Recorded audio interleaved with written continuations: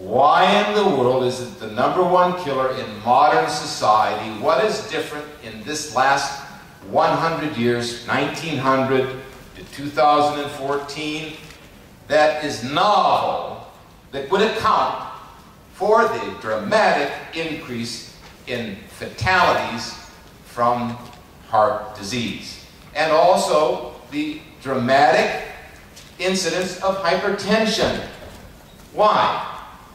What is the #1 reason for this ungodly incidence?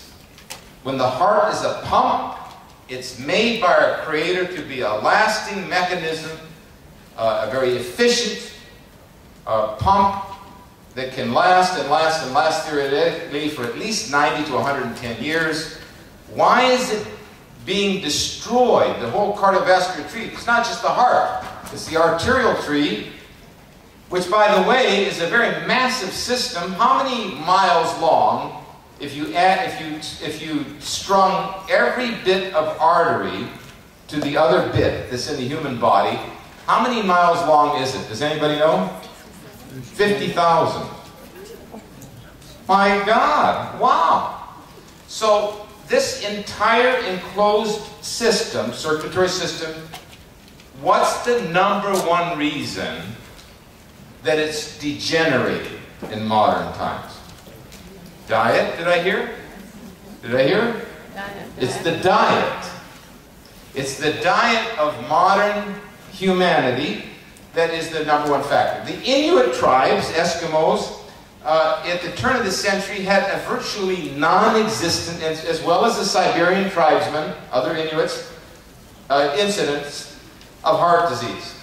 And yet, what does the average cardiovascular surgeon or the cardiologist deny or agitate about or attack you about or belabor? What part of the diet does the cardiologist or the cardiovascular surgeon routinely remove? Fat. Do they not have any brain tissue left? Maybe they've gone on a low-fat diet ad nauseum. If fat was the issue, dietary fat, as such as the fat that's in a beefsteak or the fat that's on the drippings of a carcass from a chicken, if the fat, the marbled fat in meat, or if the fat of an avocado, whatever, if fat was an issue, then the highest incidence of cardiovascular events would be in what? The Inuit. They had the lowest and the highest fat consumption, even consuming raw whale blubber.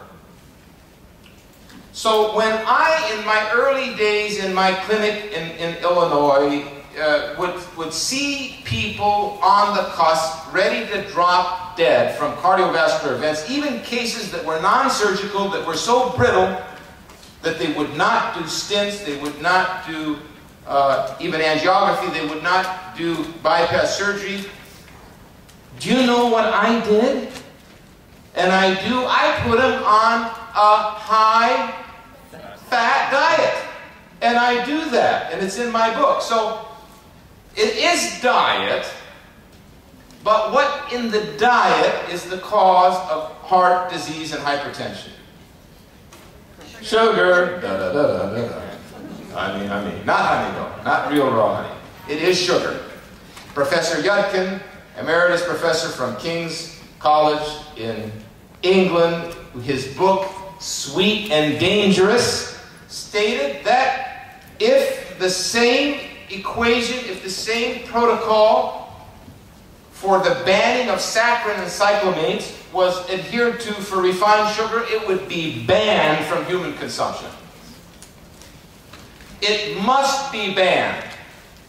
It is a nutrient-devoid, useless, dangerous, actually, substance that should not be consumed by anyone at any time or any place.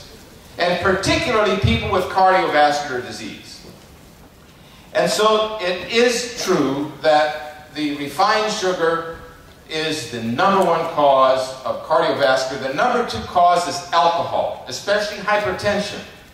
When I see a case of a male, especially a thinner male, or a woman that's thinner that is presenting with high blood pressure, the question I have is, how much do you consume? I mean, how much do you drink? Invariably, most of these cases are consuming alcohol on a daily basis. So we must know that, that this is the mechanism, and how does it work? When you consume fat, it is not taken and made into cholesterol or triglycerides. The fat is broken down into small molecules and burned as fuel, as carbon in the cells. That's just what it is physiologically. When you consume sugar or starch, it's broken down into glucose, in the case of sucrose, glucose, and fructose. And those sugars then are converted into triglycerides and cholesterol, and they raise the blood cholesterol and the blood triglyceride levels and cause a what? What happens when you get all this fat synthesized in the liver because you cannot burn the sugars quick enough? It gets into what? The lymph and the bloodstream as sticky, fatty material after being synthesized in the liver. And then it plugs up the arteries, and someone under a lot of stress, for example, in particular, will have all that inflammation coming out of the molecules of inflammation coming out of the cells in the arterial wall, out of the immune cells. So you have inflammatory chemicals, and you have sticky blood, which is pathognomonic. It's the setup for a heart attack. But it will not happen on a high-fat diet.